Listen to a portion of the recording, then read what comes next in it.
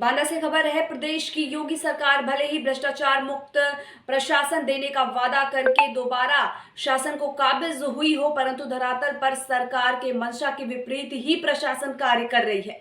जी हां, कुछ ऐसा ही मामला जनपद के कोतवाली नरैनी अंतर्गत से प्रकाश में आया है। बीते दिनों नरैनी कोतवाली अंतर्गत दिनांक 3 फरवरी को पीड़ित प्रमिला व बुद्धि विलास तिवारी व उमेश तिवारी के साथ विधायिका नरैनी के गुर्गों के द्वारा दिव्यांग बुद्धि विलास तिवारी के साथ अभद्र टिप्पणी कर गाली गलौज किया था, जिसकी शिकायत कोतवाली नरैनी में की गई थी, परंतु विधायिका के दबाव के में पुलिस द्वारा न्याय न मिलने के कारण पीड़ित पक्ष जिला मुख्यालय में स्थित अशोक लाट में अनशन पर बैठ गया है और न्याय की गुहार लगा रहा है।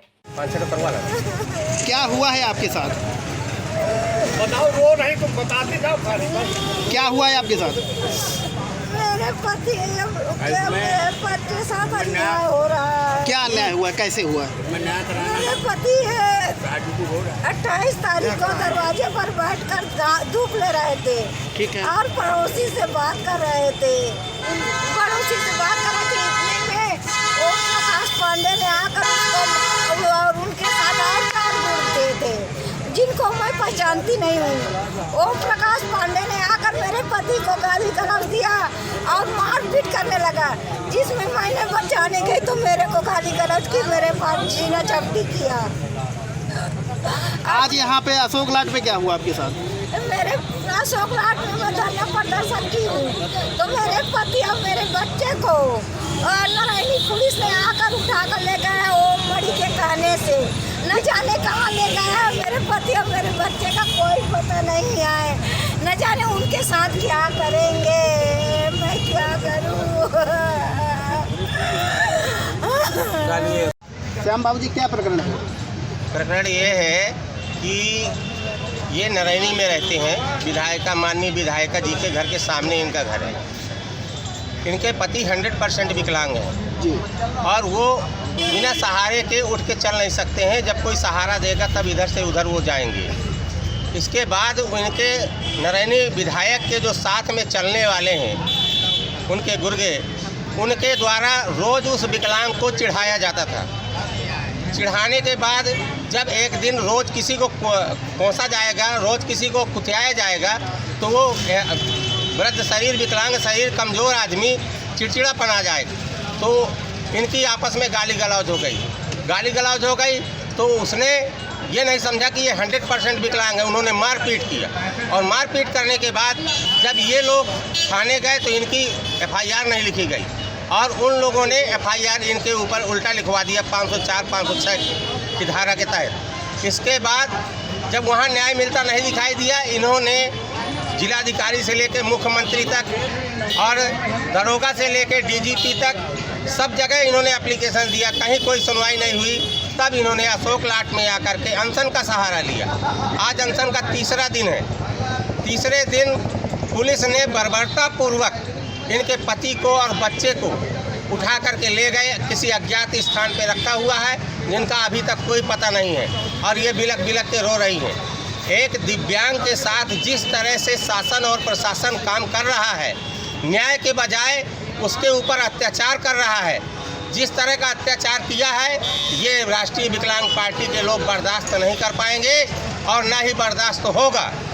हम आज आह्वान करते हैं कि अगर कल तक हमारे दिव्यांग को न्याय नहीं मिलेगा तो धरना प्रदर्शन आंदोलन जिस हद तक भी जाना पड़ेगा, हमारा संगठन उस हद तक जा कर के इनका सहयोग करेगा, चाहे इसके लिए मरना क्यों ना पड़े। अगर ये अंग्रेजी हुकूमत चला रहे हैं, अंग्रेजी हुकूमत से काम कर रहे हैं, न्याय की कोई आस नहीं रहेगी तो हम मृत्यु को गले लगा लेंगे, लेकिन न्याय अंतिम छोर तक लड़ाई लड़ेंगे न्याय पाने के लिए। देखिए ये पीड़िता कैसे रो रही है।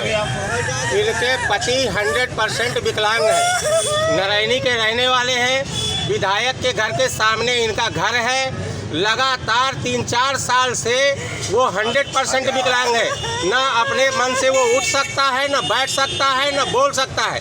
ऐसा आदमी क्या किसी को प्रताड़ित करेगा? जो 100% विकलांग है स्वयं उसको उठा करके जब कोई दूसरी जगह बैठाता है तब वो उठता है। ऐसे आदमी को विधायक, नरैनी विधायक के गुर्गों द्वारा रोज उसको चिढ़ाते थे, प्रताड़ित करते थे, आते जाते रोज उसको चिढ़ाते थे। और ऊपर से जब कोई उंगली करेगा किसी को, तो अगर उसने कुछ कह दिया अपने बचत के लिए, तो उसके 504 और 506 धारा के तहत उसकी एफआईआर दर्ज करवा दी गई।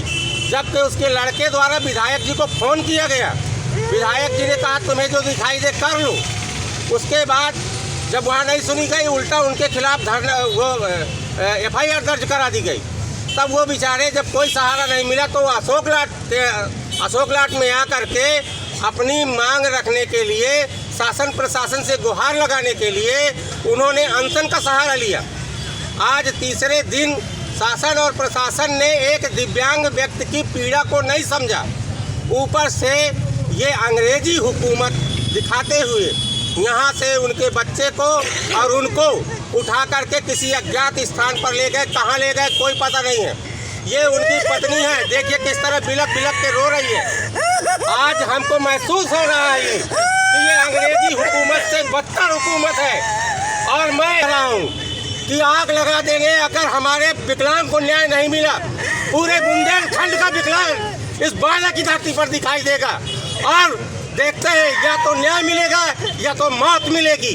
हम तो पहले से मरे मराए हैं, अब हमें मौत की चिंता नहीं है। जो धाराएं लगी हैं, क्या उन धाराओं में 504 और 506 क्या यहाँ से उठाने का अधिकार है पुलिस को? बिल्कुल नहीं है, बिल्कुल अधिकार नहीं है। आज तक हमने 504, 506 की धारा में किसी को गिरफ्तार होते नहीं देखा है। और केवल शासन और प्रशासन की हनक के कारण उनको यहाँ से उठा के ले जाया गया है। और उनकी पत्नी जिस तरह बिलक बिलक के रो रही है, ये अत्यंत गरीब है। अभी आपने सुना तक कि अशोक लाट इंसिडेंट से जो है कि पुलिस वाले कोई उठा के ले गए हैं? कभी नहीं उठा के ले गए। चूँकि ये मामला विधायक से जुड़ा हुआ है, इसलिए सत्ता की हनक के कारण इस गरीब के साथ अत्याचार, विकलांग के साथ अत्याचार हो रहा है। अगर विकलांग को नहीं छोड़ा जा रहा है तो मैं समझता हूँ इस संसार में किसको छोड़ेंगे ये लोग, पता नहीं। क्या लगता है भारत सरकार न्याय